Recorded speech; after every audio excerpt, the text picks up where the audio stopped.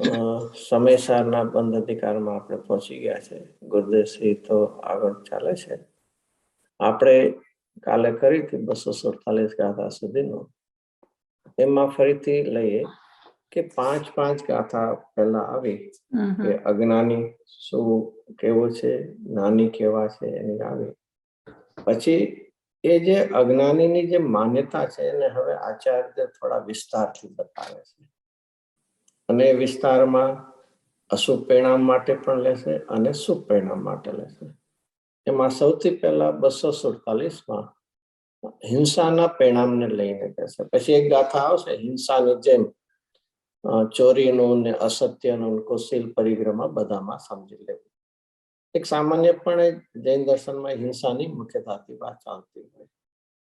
કોઈને ખબર હશે કે પુરુષાર્થ સિદ્ધિ ઉપાયમાં અમૃતચંદ્રાચાર્ય દેવે એક વાત કહી લીધી છે કે 5 પાપ હિંસા, જૂઠું, ચોરી, કુશીલ પરી, એમાં 5માં એમણે હિંસા સિદ્ધ કરી દીધી. પંચભેદ વ્યવહારથી એને કરીને કીધું છે કે જે બધા ભેદો તો શિષ્યોને સમજાવવા માટે કહેતા છે, બાકી બધામાં હિંસા. એમાં અહીંયા પહેલા હિંસાથી શરૂ કર્યું કે આપણે શું માનીએ છીએ કે હું બીજાને મારું અને બીજા મને મારે. અને આવો જે અભિપ્રાય છે એ નિશ્ચિતપણે કેવો છે, અજ્ઞાનમય છે. અને તેથી એનાથી બંધ થયા વગર રહેશે જ નહીં. તો પછી પ્રશ્ન થયો 248 અને 249 ગાથામાં કે મિથ્યા દ્રષ્ટિનો આવો અભિપ્રાય મિથ્યા તમે કેમ કહો, અજ્ઞાનમય કેમ કહો છો? તો આચાર્ય દેવે કુંદ આચાર્ય દેવ સ્વયં આધાર કોનો લીધો? સ્નેન્દ્ર ભગવાનની સાક્ષી અને લીધું કર્ણાનું યોગ. કોઈને એમ લાગે કે કર્ણાનું યોગમાં તેમ જ આવે કે કર્મના ઉદયના નિમિત્તે શું શું થાય તે વાત તો જો કુંદ આચાર્ય દેવે લીધી. એક વાત સમજવું કે આ અનુયોગમાં કઈ અપેક્ષાએ કીધું છે એ આપણે શ્રોતાએ યથાર્થપણે સમજવું જોઈએ. કેનારના લખનારના આશયને જો આપણે યથાર્થ ગ્રહણ નથી કરતા તો આપણે એમની વાણી કે લખાણ રૂપે કે વચન રૂપે એને આપણે ક્યારેય પણ યથાર્થપણે સ્વીકાર ગ્રહણ કરી ન શકીએ. આપણે પ્રમાણિક બનવું પડશે. લખનાર અને કહેનારની ક્યાં અભિપ્રાયથી લખ્યું? એક રીતે વિચાર કરીએ ચારેય અનુયોગનો તો પહેલો જે પ્રથમાનો યોગ છે એમાં શેની મુખ્યતાથી વર્ણન આવે? શેનાથી આવશે? વ્યવહારથી તો આવશે. એક નો કર્મથી લઈને વાણી આવશે કે કોઈ તીર્થંકરનું વર્ણન આવે તો એમણે રાજપાટ આટલા વર્ષ સુધી કર્યું ને એ બધા એમને આટલો બાયનો વૈભવ હતો. સૌધર્મેન્દ્ર ક્ષાયિક સંકેતિ એનું વર્ણન એવું 32 લાખ વિમાન છે. તો વર્ણન શેનાથી કર્યું છે? નો કર્મથી. પણ ત્યારે સમજવું કે એ જીવોને નો કર્મથી સમજાય એના માટેથી કીધું છે. એનાથી આગળ કર્ણાનું યોગમાં આવીએ તો શેનાથી વર્ણન છે? કર્મની અપેક્ષા, દ્રવ્ય કર્મથી વાત આવશે. ક્યારે પણ એમાં આવશે કે વાંચી લેવું હોય તો ગોમળસાર છે, કર્મકાંડ છે, જીવકાંડ બે છે. જીવની વ્યાખ્યા આવશે તો શેનાથી આવશે? ગુણસ્થાનથી, માણગ્યા સ્થાનથી, જીવસ્થાનથી આવશે. તો એ ન્યાદ. અને બીજી રીતે આવશે તો કર્મના ઉદયથી આવશે કે દર્શન મોનીના ઉદય હશે તો મિથ્યાત્વ થશે, દર્શન મોનીનો ઉપશમ થશે તો ઔપસમિક સમય, જ્ઞાનાવળીનો ક્ષય થશે તો કેવું જ્ઞાન થશે. તો નિમિત્તથી કથન, અને એટલા માટે નિમિત્તથી કથન પદ્ધતિ છે, નિમિત્તથી કાર્ય પદ્ધતિ નથી. આપણે જો એના ભાવ ન સમજતા હોય, જે આપણે આગળ વાંચ્યું હતું જ કાલે કે નય વિભાગથી સમજવું પડશે. એમ કથન પદ્ધતિ કેવી છે એ સમજવું. એવી જ રીતે ચરણાનું યોગ ઉપર આવીએ તો શેનું વર્ણન હશે? મુનિરાજનું વર્ણન આવે તો શું વર્ણન આવશે? 28 મૂળ ગુણનું પાલન કરે છે. 5 મહાવ્રત, 5 સમય. તો એક રીતે વિચાર કરીએ દ્રવ્યાનુયથી, શું રાગને કોઈ પાલન કરવા યોગ્ય છે? જેનાથી ભેદનાન મુનિરાજને તો ઉત્કૃષ્ટપણે ચારિત્રમાં પહોંચી ગયા, એ હજી રાગને પાલન પોષણ કરે કે રાગથી અભાવનો પુરુષાર્થ કરે? આ ચરણાનું યોગ છે. ચરણાનું યોગમાં એ અશુદ્ધ ભાવ કર્મ રાગાદિ છે એનાથી મુખ્યતાથી, પણ તે સમયે પણ અંદરમાં મુનિરાજને ત્રણ કસાયના અભાવની વિતરાગતા છે એ ધ્યાનમાં. દ્રવ્યાનુયોગમાં તો છે જ વર્ણન, અને એમાં પણ બે રીતે જો વિચાર કરીએ, આગમ શૈલી ને અધ્યાત્મ શૈલી, તો આગમ શૈલીમાં પદાર્થનું દ્રવ્ય ક્ષેત્ર કાળ ભાવથી અસ્તિત્વ રૂપ વર્ણન હોય છે, અને અધ્યાત્મ શૈલીમાં પ્રયોજનથી હોય કે જે પદાર્થમાં દ્રવ્યગુણ પર્યાય એ સિદ્ધ કર્યા એમાંથી ચાર ભેદને પણ ગૌણ કરજે, પર્યાયને પણ ગૌણ કરજે, અને ત્યાં સુધી એ અધ્યાત્મ લઈ જતું હોય છે. એટલા માટે ક્યાંય પણ કોઈ અપેક્ષાથી સમયસારમાં પણ આગળ કદાચ આવ્યું હશે, આવ્યું છે એટલે આવ્યું જ છે, પણ ખ્યાલમાં હશે, આશ્રવ અધિકાર શરૂ કરતા કુંદ આચાર્યએ કીધું કે આશ્રવ છે જીવના કેવા છે, સંઘના આશ્રવ જીવના અનન્ય પરિણામ છે. હવે આગળ આપ જીવ અજીવ અધિકાર કરતા કર્મ કહીએ કે આ બધા પરિણામ કોના છે? બધા રાગ દ્વેષ મોહ 75 ગાથા લઈએ તો પૂતગલના પરિણામ છે. 50 થી 55 માં લઈએ તો ગુણસ્થાન સુધીના કેવા પરિણામ લીધા છે? 14મું ગુણસ્થાનમાં પણ પૂતગલના પરિણામમય હોવાથી અનુભૂતિથી ત્યાં સુધીની વાત લઈએ. હા, એ કયો વિષય ચાલે છે, કયો અધિકાર છે, કયું શાસ્ત્ર, બધું લક્ષમાં રાખીને એ વિચારણા કરવી જોઈએ. તો અહીંયા ફરીથી આપણો અભિપ્રાય ફરીથી બે પ્રકાર, અજ્ઞાની એટલે બીજાની વાત ના સમજવી. આપણો અભિપ્રાય શું અભિપ્રાય છે આપણો? કે કોઈ મને મારે છે અને હું કોકને મારું છું, મરણ કરું છું. આનાથી બે વાતથી શું સિદ્ધ થશે? કોઈ મારું મરણ કરે છે એવો અભિપ્રાયથી શું થશે? નિરંતર પરિણામોમાં ભય પ્રકટતી રહેશે, લાચારી પણ રહેશે. કોઈ આવીને મને મારી નાખશે તો, કોઈ મને કરશે તો, રસ્તામાં ચાલતા હોય ત્યારે કે ટ્રાફિક બહુ છે, કોઈ આવીને કરી જશે. આવા ભય પ્રકૃતિના પરિણામથી શું થાય? દશા શું થાય? ક્યારેય પણથી સ્વભાવ સન્મુખ નહીં થાય. ને એવી જ રીતે હું બીજાને મારું છું, મારી શકું છું, એવા પણ અભિપ્રાયના પરિણામ હશે તો શું થશે? એને તો એવા કસાયના પરિણામ થશે, પાપના પરિણામ કે આત્મા તરફ નહીં આવી શકે. તો શું કરવું છે? આ નિશ્ચિતતા શું કરવું છે? કે મારું કોઈ મરણ કરી શકતું નથી અને હું કોઈનું કરી શકતો નથી. તો કેવી રીતે?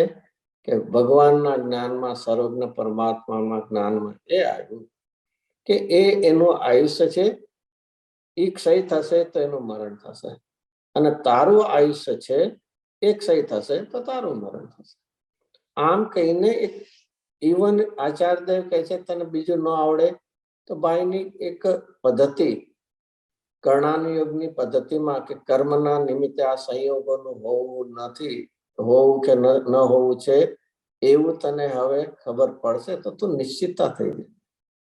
જેમ 12માં તો લૌકિકમાં કે રામ રાખે તેને કોણ ચાકે, એ લૌકિકતામાં એની રહે. અહીંયા શું છે કે આયુષ્યના ખરેખર જો વિચાર કરીએ તો જીવની પોતાની સ્વયં આ શરીરના એક ક્ષેત્રાવગા સંબંધમાં રહેવાની યોગ્યતા, એને જ આ વાત કર્ણાનુયોગની શૈલીમાં એ કર્મના નિમિત્તથી એ જીવનું જીવન છે અને આયુષ્યનો ક્ષય થાય તો એનું મરણ.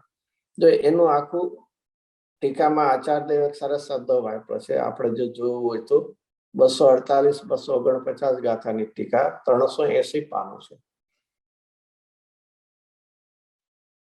જો એમાં લખ્યું છે ટીકાની બીજી લાઈનમાં, સ્વ આયુ કર્મના ક્ષયના અભાવમાં મરણ કરાવવું અશક્ય છે.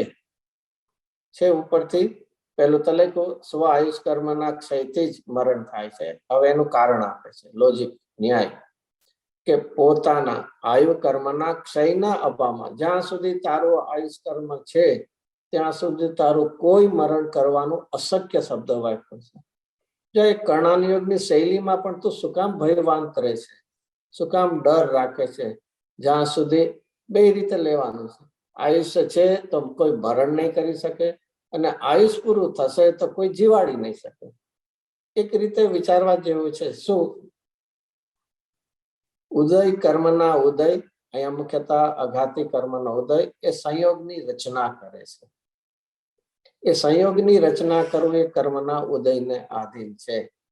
તો તારું શું કામ છે, મારું કામ શું છે, એને જાણવું એ મારું કામ છે. અને એ રીતે એનાથી હજી એક વિચાર કરીએ, આયુષ કર્મ છે એ રક્ષા કરે છે. રક્ષા એટલે ત્યાં સુધી શરીરમાં રહીશ. અને સાતા અસાતા વૈદિક કર્મ અન્ય 12 અનુકૂળ પ્રતિકૂળ સંયમ. તો આયુષ્ય રક્ષા કરે, ઉદય રચના કરે અને આત્મા આનંદમાં મોજ કરે. આ એવી દશાથી અહીંયા આચાર્ય કહે છે, તું વિચારજે કે કોઈનું તું મરણ કરી શકતો નથી અને કોઈ તારું મરણ કરી શકતા નથી. અને એ બીજું, હવે એનું આયુષ કર્મ છે, તું એ ખેંચી તો લઈ શકતો નથી, ગ્રહણ કરી શકતો નથી. અને તારું આયુષ્ય કોઈ બીજા લઈ શકતું નથી. અને તેથી તારો જે આ અભિપ્રાય છે કે બીજા મને મારે અને હું બીજાને મારું, એવો તારો અધ્યવસાન અભિપ્રાય એ નિશ્ચિતપણે અજ્ઞાન છે. નિશ્ચિતપણે અજ્ઞાન શું છે એનો ભાવાર્થમાં ખુલાસો કરે છે જયચંદજીએ. જો ભાવાર્થ વાંચીએ એની પહેલી લાઈન, જીવની જે માન્યતા હોય તે માન્યતા પ્રમાણે જગતમાં બનતું ન હોય તો તે માન્યતાને અજ્ઞાન છે. એ માન્યતા અજ્ઞાન છે, અજ્ઞાન કહેવાય છે. ફરીથી, જીવ જેવું માને છે એવું જ જગતમાં બનતું હોય અથવા એવું જ વસ્તુનું સ્વરૂપ હોય, જેવું માને એવું સ્વરૂપ હોય તો તે સાચી માન્યતા એ જ્ઞાનમય છે, સમ્યક છે. પણ જેવું માને છે, જેવો અભિપ્રાય છે એવું વસ્તુમાં બનતું નથી, એટલે એવું સ્વરૂપ નથી, તો તેનું નામ અજ્ઞાન કહેવાય. તો તું માને છે કે પરજીવ મને મારે, તો આચાર્ય કીધું કર્ણાની યોગ શૈલીમાં જોઈ લે, તારું આયુષ કર્મ છે ત્યાં તને કઈ નહીં થાય. અને તેથી તારો આ માન્યતા કેવી છે, નિશ્ચિતપણે કેવી છે, અજ્ઞાન છે.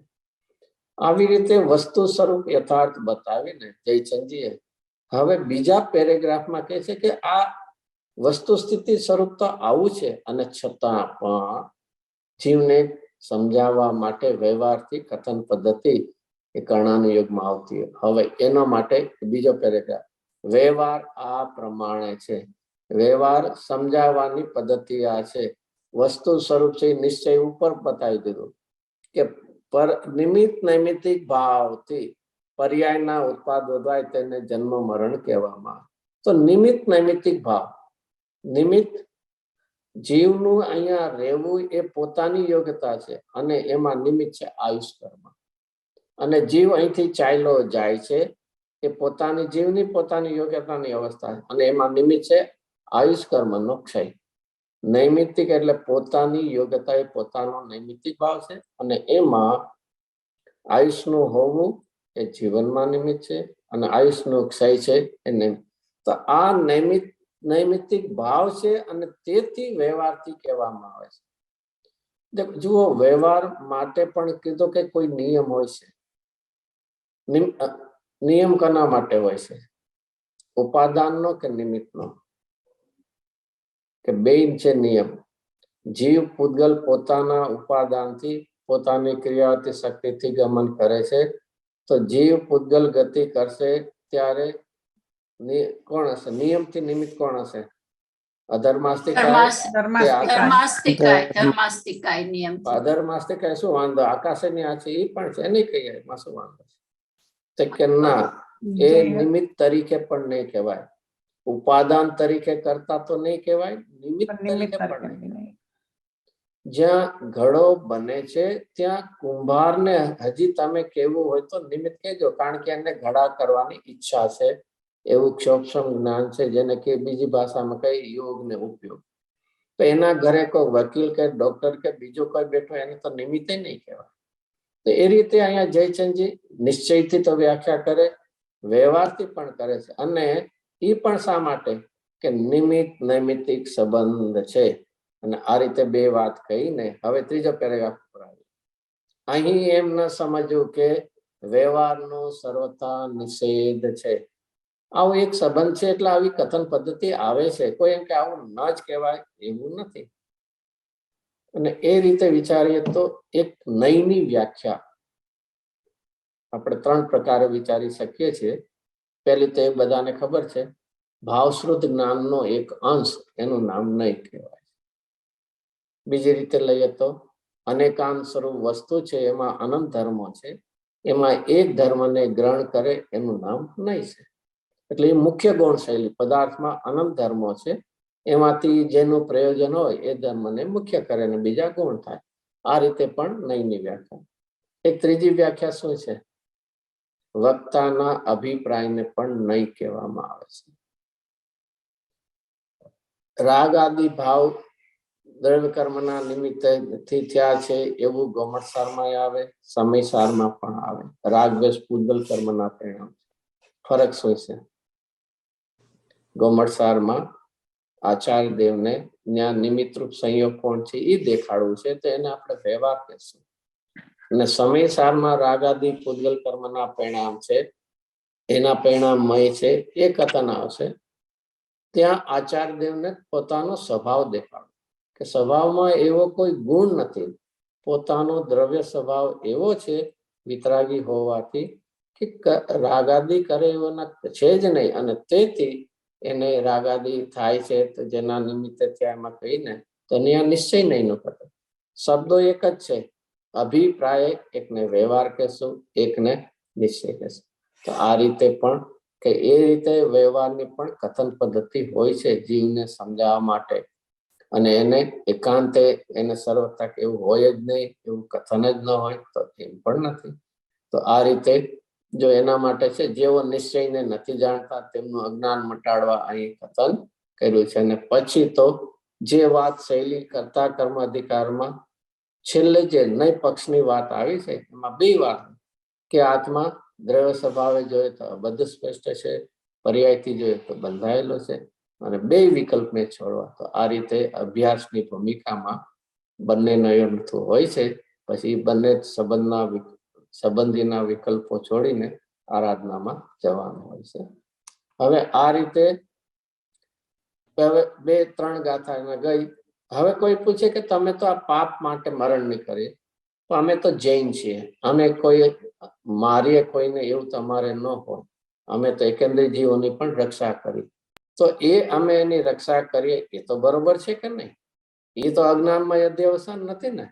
જો એમાં પૂછે છે ફરી પૂછે છે કે 250 ગાથા ઉપર કે મરણનો અધ્યવસાય અજ્ઞાન, એ તો તમે કીધું, અમે સ્વીકારી લીધું, પણ એનો પ્રતિપક્ષ એટલે મરણની સામે જીવન, તો એ શું છે? એ તો સારી વાત છે કે નહીં? એ તો પાપના પરિણામ નથી ને, અને એ તો સારું છે કે નહીં?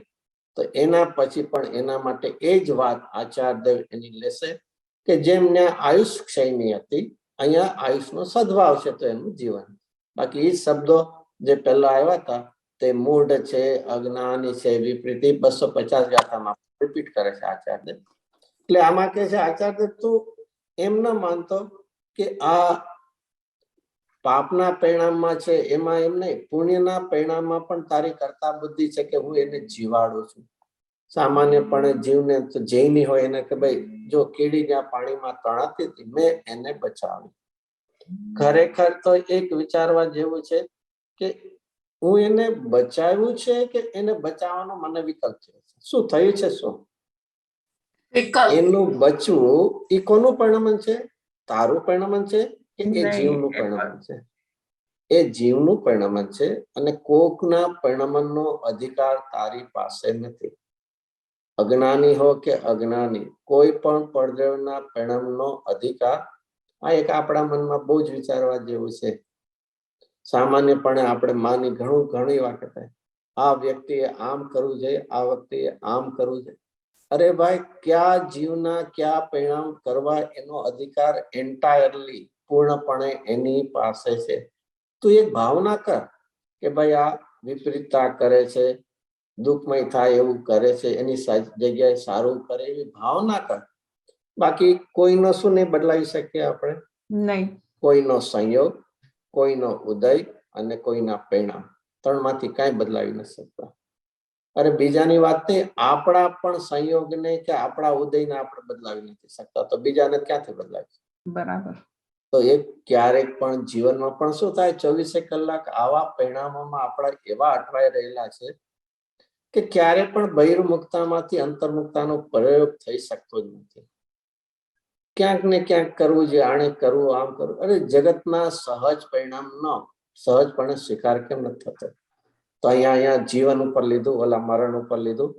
આમાંય પણ એ જ રીતે છે, લાચારી છૂટી જશે, બીમાર પડ્યા છે, જેને કે છેલ્લી સ્થિતિ થઈ છે, શેની લાચારી આપણને થાય છે, શેની પરાધીનતા કરીએ છીએ કે મને કોઈ આવીને બચાવે, ડોક્ટરને બોલાવો, તમે ડોક્ટરને કરો. શા માટે માની લીધું છે કે હું મારો જે છે આયુષ્યને હું ટકાવી રાખીશ, અને ડોક્ટર આવીને કઈક બદલાવી દેશે, વધારી દેશે? કોઈ ડોક્ટર નથી બદલાવાનું. અને કાર્તિકેયનું પ્રેક્ષામાં તો ક્યાં સુધી શબ્દો વાપર્યા છે, જે જીવનું જે ક્ષેત્રે, જે કાળે, જે નિમિત્તે, જે પ્રકારથી, બધા પ્રકારો લઈ લીધા. એ થવાનું છે જીવન મરણ. એને ઇન્દ્ર નરેન્દ્ર તો નહીં, પણ જીનેન્દ્ર પણ. એ કે ભાઈ કોઈ કે જીનેન્દ્ર તો વિતરાગી તો ન કરે, તો આ તો કરે. કોઈ પણ નહીં. જે એ દેવશાસ્ત્ર ગુરુની પૂજામાં છે ને, सम्राट महाबल सेनानी उस क्षण को टाल सकेगा. મોટો એકદમ બળવાન યોદ્ધા જે હોય, મજબૂત હોય, એ શું કોઈ એના મરણ સમયના એનું બદલાવી શકવાનું છે? મોટો ઉત્કૃષ્ટ વૈદ જે મંત્ર તંત્ર ઔષધિ જાણતો હોય, એ શું કોઈ આયુષ કોઈને આપી શકવાનો છે? તો એ અહીંયા કોઈ પણ લાચારી કરીશ નહીં કે કોઈ મને આવીને જીવાડી દે, મારું આયુષ્ય વધારી દે, મારે જીવવું છે. આ એક ખરેખર જૈન તરીકે અને ખરેખર તો ગુરુદેવસિંહના ભક્તો તરીકે ક્યારે પણ આવો અભિપ્રાય નહીં, વિકલ્પ પણ, કલ્પના પણ ન હોય. હું અનાદિ અનંત રહેનારું તત્વ છું, મારું મરણ જ નથી, જીવન જ નથી, તો પછી શા માટે આવા વિકલ્પ? શરીરની એટલી અધિકતા થઈ ગઈ છે કે શરીર સંબંધિત આપણો અભિપ્રાય અને વિકલ્પો વિચારણા ચાલે છે કે નિશ્ચિતપણે મારું આયુષ્ય છે જ નહીં, હું અનાદિ અનંત ટકનારો છું, તો કોઈ મને જીવાડે એ પ્રશ્ન કેમ થાય? અને સામો જીવ છે, એ પણ એનું આયુષ્ય છે અને તો જીવે છે. એનું આયુષ્ય વધારી નથી શકવાના, ઘટાડી નથી શકવાના. એ જીવે એવી એક ભાવના કરી શકીએ છીએ, જ્ઞાન કરી શકીએ છીએ, ભૂમિકા છે તો ભાવના કરી શકીએ, એ છૂટ છે. પણ એનાથી આગળ વધીને હું એને જીવાડી શકું છું, મેં કર્યું તો એ જીવી ગયો, એવા મિથ્યા અભિપ્રાય એ કરવા જેવા નથી. અને એના પછી જ બધી જે વાત આખું ફરીથી આપણે જે મરણને જોયું હતું, એવું જ આપણે અહીંયા જીવન વિશે જો આપણે લઈએ કે જીવન વિશે શું છે, તો કે એ અજ્ઞાન છે. તો કેવી રીતે? એના માટે 251 અને 252 માં ફરીથી એ શબ્દો છે, મરણ વખતે જેવું હતું. ટીકામાં છે, પોતાના આયુ કર્મના ઉદયના અભાવમાં જીવિત કરાવવું અશક્ય છે. પોતાના, ટીકાની બીજી લાઈન છે 251-52 માં, 251-52 માં, 251 માં, કે પોતાના આયુ કર્મનો ઉદયનો અભાવ થતા કોઈ જીવનું રહેવાનું અસ્તિત્વ જ નથી, અશક્ય છે. અને પોતાનું આયુષ બીજાને તો તું દઈ શકતો નથી. અને પોતાના, સરસ, બીજું શું નિયમ છે? પોતાના પરિણામથી જ ઉપાર્જિત થાય છે. જે કાંઈ થાય, કાર્ય થાય, પોતાના પરિણામથી થાય છે. એમાં કોઈ બીજો બીજાને કાંઈ પણ કરી શકતો નથી. માટે હું પરને જીવાડું અને પર મને જીવાડે છે, એવો અધ્યવસાય, એટલે એવો અભિપ્રાય, એવી માન્યતા, એવી શ્રદ્ધા એ નિશ્ચિતપણે અજ્ઞાન છે. અને આ બધી ગાથાઓ શરૂ કરતા પહેલા આચાર્ય લખી નાખ્યું હતું કે જે અજ્ઞાન અધ્યવસાન છે, એનાથી બંધ થયા વગર રહેશે. જે પહેલા કીધું તો રાગ છે, ત્યાં બંધન થવાનું છે. ઉપયોગમાં રાગ સાથે એકાકાર કર્યું. હવે એ જ વાતને લઈ લીધું કે અધ્યવસાન, અને અધ્યવસાન પણ કેવું? અજ્ઞાન અધ્યવસાન છે. તો આ રીતે જીવનું અહીંયા શરીરના સંયોગમાં રહેવું એ આયુ કર્મને આધીન છે, એના નિમિત્તે છે. એમાં કોઈ એમાં વધારી પણ ન શકે, ઘટાડી પણ ન શકે. તો એ રીતે ભાવાર્થમાં એટલા માટે જયચંદજીએ ટૂંકાણમાં કહી દીધું કે મરણમાં જે રીતે અમે લીધું હતું, નિશ્ચયથી, વ્યવહારથી, અને એમાંથી પણ જેની જે અપેક્ષા છે જાણી લેવું, એકાંત કરવું નહીં. એ વાત અહીંયા પણ રહી ગઈ. હવે બે વાત હેમંતભાઈ, સોરી હેમંતભાઈ, આ ટીકામાં ત્રીજી લાઈન છે, કારણ કે તે પોતાનું આયુ કર્મ પોતાના પરિણામથી જ ઉપાર્જિત થાય છે, મેળવાય છે. એ એટલે ભૂતકાળમાં પોતે જે પરિણામ કર્યા હતા એના નિમિત્તે જ આયુષ્ય બંધાણું હતું. હા, બરાબર. ઓકે, યા. પોતાના પરિણામથી જ ઉપાર્જિત. એટલે આ બધા છે ને, આમાં નિમિત્ત નૈમિત્તિક સંબંધ છે, બહુ ધ્યાન રાખવાનું છે. એટલે ઘણાને એમ થાય કે આ તો બધું કઈ એક દ્રવ્ય બીજા, ભાઈ એક દ્રવ્ય બીજા દ્રવ્યનું 1000% કઈ કરે નહીં, પણ નિમિત્ત નૈમિત્તિક સંબંધથી બતાવવું પડે. કેવી રીતે? બીજી રીતે બતાવે. તો જે પેલું તો એક લેવું છે કે જીવ પોતાના આયુષ્ય છે તો આ શરીરના સંયોગમાં છે, એક વાત. હવે એ કેટલો રહે છે? તો કે પૂર્વે જે તે પરિણામ કર્યા હતા એના નિમિત્તે એ કઈ ગતિ એ પણ છે, અને કેટલો કાળ, કઈ ગતિ નામ કર્મના કારણે, અને કેટલો કાળ એ આયુષના નિમિત્તે. એ રીતે એમાં વાત કરી કે પોતાના પરિણામથી જ ઉપાર્જિત થાય એટલે થાય છે, પણ કોઈ બીજો એમાં કઈ એનાથી ગતિ પણ નક્કી નહીં કરાવી દે, અને કેટલો કાળ રહ્યો એ કાળ પણ કોઈ નક્કી नहीं कराया। एक और प्रश्न है हेमंत भाई, ये जो सब आयु कर्म के अनुसार होता है, 5 समवाय से सारा कार्य होता है, योग्यता अनुसार होता है, ये सिद्धांत समझने के बाद हमारा प्रयोग रूप जीवन में जब हमें कोई प्रॉब्लम होती है तो हमारे जो भाव होते हैं कि ये हो जाए, ये हो जाए, भले ही ये जानकारी बैकग्राउंड में है, तो उस संबंधी कुछ आप कमेंट करेंगे कि वो जैसे कि अभी हम अभी पहले चौथे गुणस्थान वाले जीव हों तो भी उसको क्या ये भाव ही नहीं आवे, और भाव आता है तो जो वो जानता है वो ठीक है, पर मेरा प्रश्न है कि बीमारी का इलाज करने का भाव करे, बीमारी इलाज करे, उसमें भले ही वो बहुत ज्यादा आकुलित ना हो, पर करता तो है, या न करे तो क्या वो अच्छी बात है? ये प्रश्न है। थोड़ा बता दूं मैं विस्तार से, थोड़ा विस्तार से।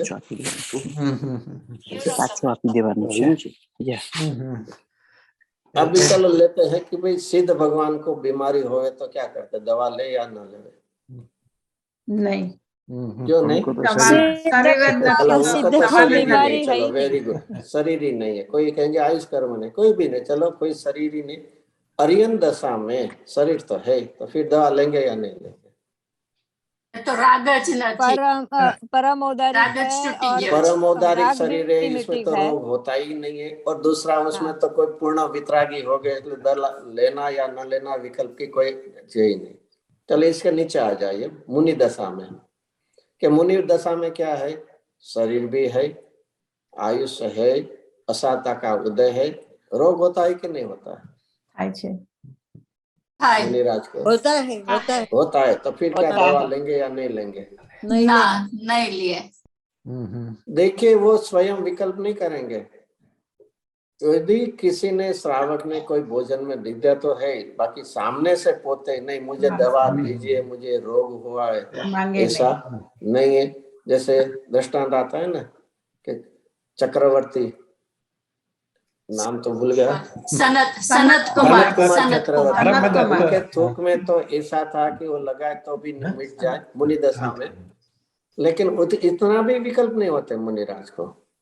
तो इस प्रकार इससे नीचे आ जाए पंचम चौथे, या हमारे जैसे मुमुक्षु की हमारी भूमिका में शरीर है, रोग है, असाता को दे तो रोग है, दवा लेने का विकल्प होता है कि नहीं होता है? हो सकता है, इसमें कोई देखिए दो फर्क है, विकल्प होना और विकल्प का एकत्व होना, दो फर्क है, अलग बात। सम्यक दृष्टि है उसमें, श्रद्धा में विकल्प का एकत्व नहीं है, लेकिन चारित्र में पुरुषार्थ की कमी है तो विकल्प होता है। तो हमें भी आता है चौथे गुण स्थान में, लेकिन मर्यादा कौन सी होनी चाहिए? कि जो अपने जीवन में अभक्ष आदि हो, जिसमें पंचेंद्रिय की हिंसा पूर्वक के सभी हुए हो, ऐसी दवाई होती नहीं है। हमारी मर्यादा में ये सब होना चाहिए। जैसे वही प्रश्न हमें चलता कि किसी को हमें पानी में बह जाता है चींटी आदि, तो उसको बचाना या नहीं बचाना? पहला तो यह है, मैं बचा सकता हूं एक अभिप्राय, और बचाने का विकल्प दो अलग बात है। मैं उनको बचा सकता हूं ऐसा अभिप्राय कभी भी होना चाहिए नहीं, बराबर। लेकिन हमारी भूमिका है तो उसको बचाने का विकल्प भाव आएगा। होना। देखिए ऐसे किसी को लगे तो अभी मैं उसको बचा सकता ही नहीं, तो विकल्प ही नहीं आएगा, ऐसा नहीं है। स्वच्छंदी नहीं। हम बचा सकते नहीं है, एक श्रद्धा का पार्ट है, और बचाने का विकल्प होना वो चारित्र संबंध है। ऐसे मत समझना दोनों एक से मिक्स हो जाए कि मैं उसको बचा सकता नहीं हूँ, ऐसा अभिप्राय है तो बचाने का विकल्प आएगा ही नहीं, ऐसा नहीं है। और बचाने का विकल्प आया इसलिए इसमें एकत्र हो जाएगा, ऐसा भी नहीं। हम दोनों करते हैं वो अलग बात है, बचाने का विकल्प भी करते हैं, और अंतरंगत बाहर से तो बोले मैंने नहीं बचाया, उनका आयुष था, लेकिन अंतर्गत तो अभिप्राय परद्रव्य के कर्तृत्व का अभिप्राय तो रहता है। तो हमारे जीवन में हम जहाँ है कि भाई एक आत्म जैनी है, एक सहज रूप से तो वही दुखी जीव को देख के उसके प्रति ऐसे विकल्प, दया कोमलता का ऐसा विकल्प आता है। तो इस प्रकार से सोच के हमारा जीवन होना चाहिए। इसके आगे आएगा निर्गल मेरा प्रवृत्ति प्रश्न नहीं करना, इसमें ही आएगा ये गाथाओं में पूरा होने के बाद कि सभी निषेध किया लेकिन निर्गल प्रवृत्ति नहीं होती, अपनी अपनी भूमिका का सोच विचार करना चाहिए। मेरा प्रश्न भाई साहब ऐसा था कि अगर हमारे जैसे जीवों को, मुमुक्षुओं को ये भाव आए कि मुझे कुछ नहीं करना, तो ये पॉसिबल है क्या, यूं पूछ रहा हूँ। वो अपने अपने परिणाम पे आधारित है। देखिए फिर से कोई कहे मैंने भले बीमारी आने दो, मुझे कोई दिक्कत नहीं है, लेकिन उसी समय परिणाम टिक सके ऐसी सामर्थ्य है। देखिए कोई मैं तो उसके बाद में तो सिंपल कहता हूँ मुझे उपवास करना या नहीं करना, उपवास करने के लिए कोई इन्फ्लुएंस नहीं है, लेकिन तेरा परिणाम टिकेगा या ना टिकेगा। उपवास करके बैठा हूँ फिर निरंतर कभी चलो सुबह हो जाए, कभी मैं पारणा करूँ, ऐसा ही विकल्प रहेगा तो उसका अर्थ क्या है? अपना सामर्थ्य, अपनी भूमिका, ये सब दृढ़ क्षेत्र काल भाव सोच के हमें करना है। हमें बीमारी आई, दवा नहीं ले और परिणाम टीके, उत्तम बात है, कोई बात नहीं, पर ऐसे सब में संभव नहीं है। नहीं है तो दवा लेने की छूट है, इसमें जैन दर्शन में मना नहीं किया कि दवाई न लो।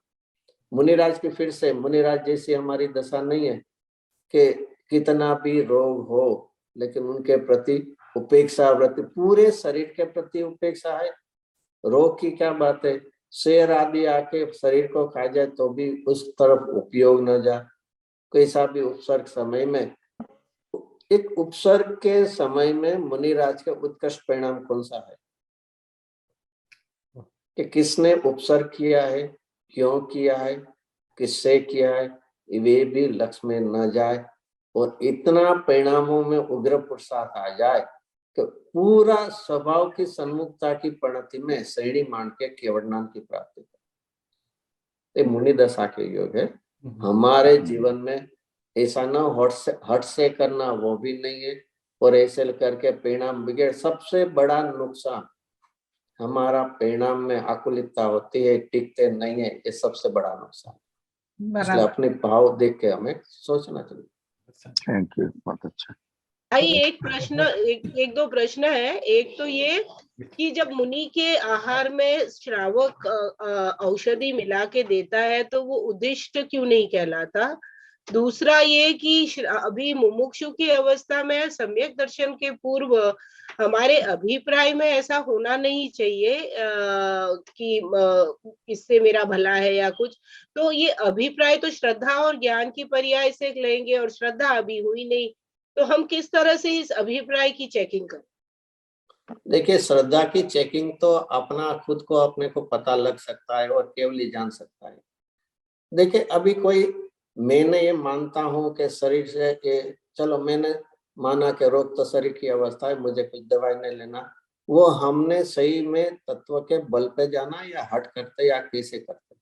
तत्व के बल पर अपना परिणाम को तो हम जांच सकते हैं। अभी हम अपने मोह बुद्धि से अपने परिणामों में दोष हो और बचाव करें वो खुद का है, लेकिन अपने ज्ञान में हमारी क्या गलती होते है परिणामों में ये पता लग सकता है। और दूसरा, मुनि राज को ऐसे श्रावक उनके उद्देश्य के नहीं, ऐसे सहज रूप से ऐसी में मिला दी, कुछ भी कर दिया और जाता है। यदि मुनिराज को रोग है इसलिए मैं इसमें डालूं, वो तो उनका लिए उद्देश्य का रोग है, लेकिन सहजता में उन्हें ऐसी कोई रसोई बना मैंने ऐसा बनाया और सहज हो जाता है। ऐसे कोई श्रावक भी ऐसे होने चाहिए कि जहाँ, इसलिए तो वो पड़गान में बोलते हैं ना कि आहार आदि शुद्ध है, उसका अर्थ क्या है, मैंने अशुद्धि तो हिंसा की तीव्रता से नहीं बनाया, लेकिन जो आपके योग्य है वो मैंने बनाया है। तो ये प्रकार दोनों विवेक होते हैं, श्रावक भी होते हैं, उत्कृष्ट उनकी भक्ति होती है, और मुनिराज के जो नियम होते हैं वो सब दोनों का मिलान होता है। नवदा भक्ति से श्रावक आहार देते, इसमें ये भी बात है, इसलिए उनको इंटेंशनली उसमें दवा मिलाना ऐसा नहीं। सच में। हेमंत भाई, तो हेमंत भाई, परिणाम के समय में हमारे पास कंट्रोल में क्या है? परिणाम तो होते हैं, उसको तो बदला नहीं जा सकता, फिर भी अभी साथी भाई ने जो प्रश्न पूछा उसी तरह का थोड़ा विस्तार से आप ले सकते। नहीं, परिणाम साथ देखो फिर से, परिणाम क्या बोल अम्मा जी कहे, वो परिणाम क्या है, हमारे बिना करता हुए कि अपने आप ही होते रहते हैं, मेरा अपने उसके आप पर कोई होते हैं। कंट्रोल ही नहीं है। इतना समझना है कि ये मेरे आत्मा में कर्ता नाम का गुण है कि नहीं? है 46 शक्ति में दिया है, कर्तु शक्ति दी है है, कर्तृत्व और कर्तृत्व शक्ति भी है 21वीं, और 42 में कौन सी है? कर्ता शक्ति है अपने में। तो मैं कर्ता किसका हूँ? मेरे द्रव्य का करता हूँ, गुणों का करता हूँ, मेरे असंख्य प्रदेश में क्यों माने ज्यादा कम कर सकता हूँ, किसका मैं कर्ता कर सकता? अपने परिणाम का जीव स्वयं करता है। हम कर्ता का अर्थ ऐसे समझ लेते हैं, शायद नहीं, अच्छे सीधी समझ ले कि कर्ता माने क्या, पुरुषार्थ माने क्या, कि जो सहज क्रम रूप से परिणाम होते हैं उसमें आगे पीछे करे उसका नाम पुरुषार्थ है। सही बात है ना? नहीं, तो क्या पुरुषार्थ और क्या होता है? सीधे लाइन में खड़े होकर तो सभी लोग काम करते हैं, मैं तो आगे पीछे करके पहले करके मेरा काम तो कर्ता बुद्धि थी गई। पुरुषार्थ का नाम इसका है, स्वकाल में प्रकट होती परिणति की रचना करना, उसका नाम पुरुषार्थ। बराबर। काल को आगे पीछे करना वो पुरुषार्थी नहीं है, वो अपनी कर्ता बुद्धि अज्ञान है। तो मैं अपने परिणामों का करता हूँ, कोई के मेरा परिणामों का अधिकार उस किसके पे है, मेरे पे ही या दूसरे पे?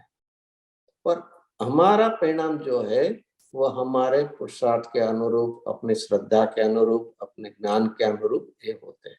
बराबर। हमारे में यदि यथार्थ श्रद्धा है, सम्यक दृष्टि के, इसलिए तो सभी भाव ज्ञान में आगे आ गया, क्योंकि उनकी श्रद्धा में सम्यकपना है, ज्ञान में सम्यक, तो सभी में आगे। हाँ, इसमें कोई में चारित्र में अपूर्णता रह जाती है, वो तो पुरुषार्थ की अल्पता है, इसलिए चाहे, बाकी एक श्रद्धा से ज्ञान से परिणामों की धारा चलती साथ में। मुख्य रूप से रुचि, अनुयायी, वीर्य, और वीर्य है वो परिणति की रचना। तो इसलिए मेरा परिणाम क्या होना, क्या है वो, मैं स्वयं अपना परिणामों का करता हूँ। देखो, त्रिकाली द्रव्य स्वभाव की अपेक्षा से मैं अकारक अवेदक हूँ, वो एक अलग शैली है, लेकिन उसकी अपेक्षा से आप सर्वथा मान लो कि मेरा पर्याय स्वयं अपने, कोई पूज्य गुरुदर्शी में आता है कि पर्याय कैसे होती है, स्वयं के षट कारक से होती है, इसमें द्रव्य उसमें नहीं करता है, अच्छी बात है। उसमें क्या सिद्ध करना है? उसमें सर्वथा सिद्ध करना है कि एक अकर्ता द्रव्य स्वभाव है, और पर्याय एक समय का सत होने पर भी एक सत है, ऐसा उसको सिद्ध करना है। अपेक्षाएं समझेंगे तो बहुत सरलता से एक कार्य होने वाला है, लेकिन एकांत रूप से अपने त्रिकाली नायक भगवान आत्मा, जिसमें कर्तापना है ही नहीं, निष्क्रिय तत्व है, जो 320 गाथा में जैसे नाचार्य देव ने लिया है। पर्याय का कर्तापना की चर्चा किसमें चले, या ले लो कर्ता कर्म अधिकार, इसमें कैसी बात चले, किसको कर्ता वहां सिद्ध किया? बनारसी दास जी ने उसमें 51 नंबर के श्लोक में इसका अर्थ लिया है, कर्ता परिणामी द्रव्य। कर्ता परिणामी द्रव्य है वो अपने पर्याय का, जो त्रिकाली द्रव्य एक रूप अखंड परम पारणामिक जो भाव है वो निष्क्रिय है। 320 गाथा में जैसा देव ने कहा कि मोक्ष के कारण मोक्ष मार्ग की क्रिया को भी करता नहीं वो, और बंध जो है उसके क्रिया उसको भी नहीं करता है, वो तो निष्क्रिय तत्व है। बंध, मोक्ष, उदय और निद्रा चारों प्रकार लेके उसमें वर्णन किया। तो माने जहां जिस अपेक्षा से बात हो ये सिखाना बराबर। सरस, खूब सरस। तो यहाँ अभी आगे हम बढ़ते हैं इसमें जीवन के बारे में जो 252 में किया। अभी वो अभिप्राय जैसे अज्ञान में, ऐसे ही लास्ट अभी इसमें लेते हैं 253 में गाथा में कि आपने मरण माने अशुभ की बात की, माने बचाने की, ये इसमें शुभ भाव की बात करी। अभी सुख दुख माने बाय में संयोग की बात है। यहाँ अपने परिणामों के सुख दुख की बात नहीं है कि बाहर में अनुकूल प्रतिकूल जो वेदनी कर्म के निमित्त से बाहर में मिलते हैं, उसमें कि इसकी क्या चर्चा है। हम चलो कोई बेचारे गरीब हो उसको हम मदद करके सहाय करते हैं, कोई मुझे भी करते हैं, और किसी के प्रति द्वेष है तो उसको हम परेशान करते हैं, ऐसे सब करते हैं, कोई मुझे करते हैं, कि उसमें भी कहने का तात्पर्य है कि वही जो आगे कहा वो वैसा ही है। और सब में एक ही बात बताई थी कि टीका में ऐसा जो अध्यवसान है वो जीव को ज्ञानी बना के, जिसको नहीं है उसको ज्ञानी पना से सम्यक दृष्टि है, और ऐसा विपरीत अध्यवसान जिसको है वो अज्ञान के लिए मिथ्या दृष्टि है। ये बहुत अच्छा शब्द है। अज्ञानी पना के लिए मिथ्या दृष्टि है और ज्ञानी पन्ने के लिए सम्यक दृष्टि है।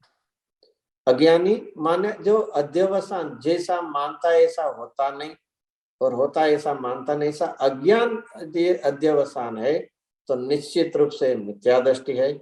और ऐसे मिथ्या अध्यवसान नहीं है, अज्ञान नहीं है तो ज्ञानी पना के लिए सम्यक दृष्टि। अहिया कोई भी देखो आधार लिया है द्रव्य कर्म का, लेकिन मिथ्या दृष्टि और सम्यक दृष्टि में दर्शन मोहनी का उदय है इसलिए मिथ्या दृष्टि है, और दर्शन मोहनी का उपशम क्षोपशम सही हुआ है इसलिए सम्यक दृष्टि, ऐसा नहीं लिया तो समझाने के लिए है। लेकिन यहाँ ये निश्चितपणे अपने ही परिणामों से मैं मिथ्या दृष्टि हूँ, अपने ही अभिप्राय से मैं सम्यक दृष्टि हूँ। तो वो अध्यवसान किस प्रकार है अज्ञान, तो उसके लिए 254, 55, 56 उसमें भी वही बात जो सभी मरण में आया जीवन में आया वो भी बात लिया है। उसका भावार्थ फिर जरा देख लेते हैं 385 पेज में भावार्थ। इसमें फिर से निमित्त नैमित्तिक भाव चौथी पंक्ति में लिया है। निमित्त नैमित्तिक भाव के आश्रय से, मतलब निमित्त नैमित्तिक भावना आश्रय कोईना सुख दुख नो करनार केवो તે વ્યવહાર છે। શબ્દ શું વાપર્યો છે? ફરીથી એવું વ્યવહારનું કથન ક્યારે કહેવાય છે? નિમિત્ત નૈમિત્તિક ભાવના પ્રકારથી બન્યો। નિમિત્ત નૈમિત્તિક પ્રકાર બનતો નથી તે વાત નથી। મુનિરાજ કોઈની હિંસા કરવામાં નિમિત્ત બને છે કે નથી બનતા? કે એમાં પણ એમને બનતા જ નથી તો એના માટે તો એ નિમિત્ત પણ ન કહેવાય। આ તો આપણા પરિણામોમાં છે તો એને નિમિત્ત નૈમિત્તિક ભાવથી એ કહેવાય છે। કોઈને સુખ દુઃખ કરે છે, કોઈનું મરણ કરે છે, કોઈનું જીવન। અને પાછું બીજો શબ્દ શું છે? નિમિત્ત નૈમિત્તિક ભાવના કારણે, આશ્રય એટલે કારણ, એ જોઈને સુખ દુઃખનો કરનાર કેવો કહેવો તે વ્યવહાર છે। આ એક પણ એક સમજવા જેવી વાત છે। ઘડો માટીએ કર્યો એ ઘડો કેવો હશે? નિશ્ચય ઘડો। અને કુંભારે કર્યો એ ઘડો કેવો હશે? વ્યવહાર ઘડો।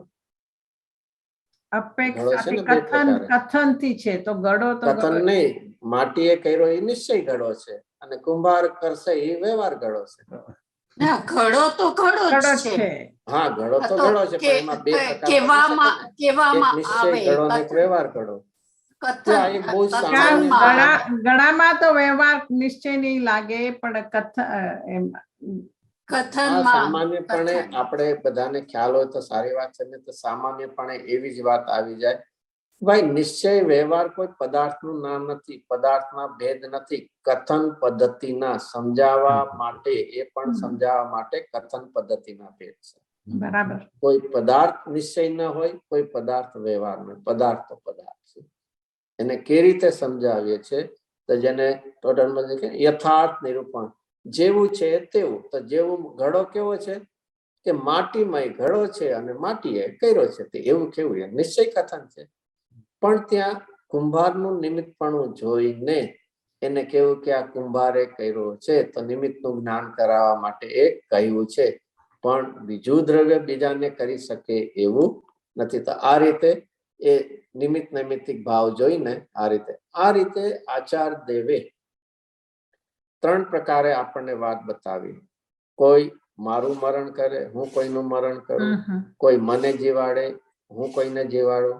હું કોઈનું સુખ દુઃખ કરું, કોઈ મને કરે. આ પ્રકારે 3 કહીને અમૃતચંદ્રાચાર્ય દેવ હવે એક અળસો લે છે અને એમાં પણ પોતે એ વાત લે છે. જો એના માટે લઈએ આપણે પહોંચી જઈએ 168 નંબરનો કળશ છે. 168 નંબરનો કળશ 385 પાને.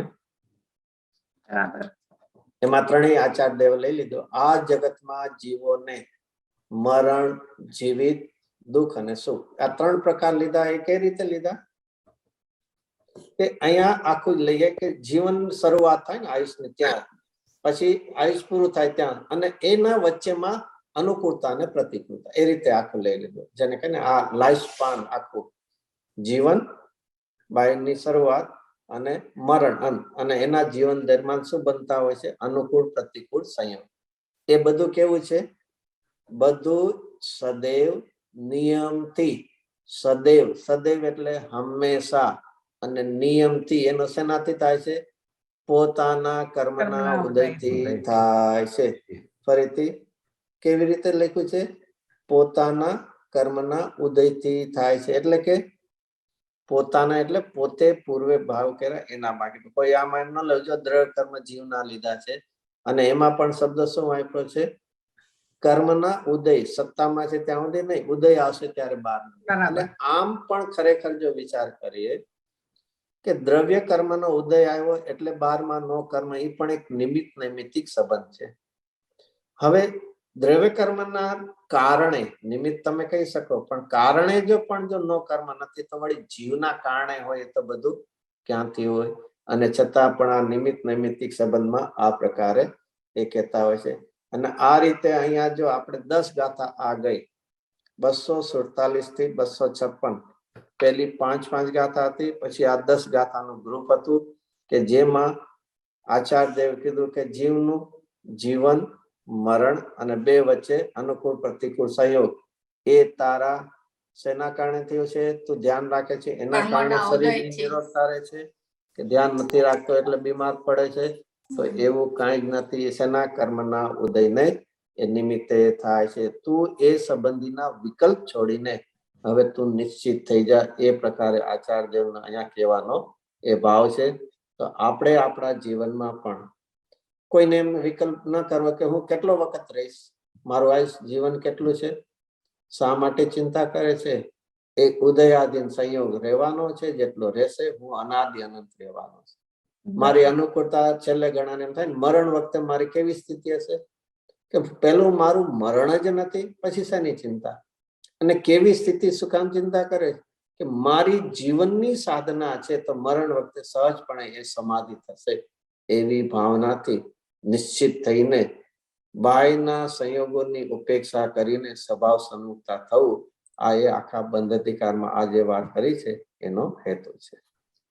જય જિનેન્દ્ર. બહુ સરસ. જય બહુ બહુ સરસ, બહુ સરસ.